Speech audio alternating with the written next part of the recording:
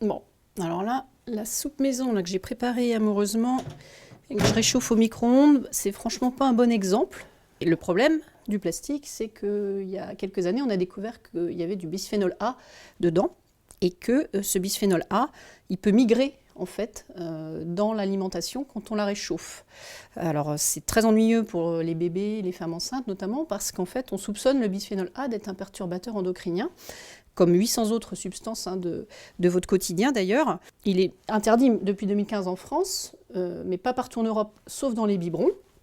Et du coup, vous pouvez vérifier sur vos anciens récipients s'ils en contiennent. Alors, pour le voir, il faut une loupe, parce qu'il y a sur vos récipients un petit triangle en forme de flèche.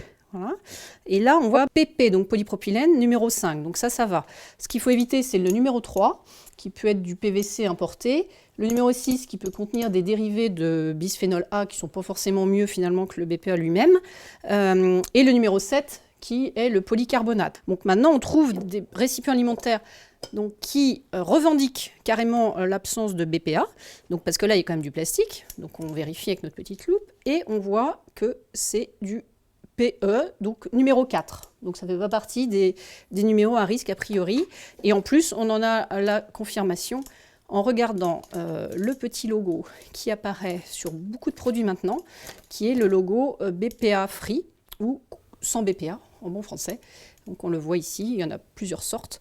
Donc là, vous avez la certitude de pouvoir le réchauffer au micro-ondes, y compris avec le plastique dessus, sans mettre en danger vos enfants ou vous-même.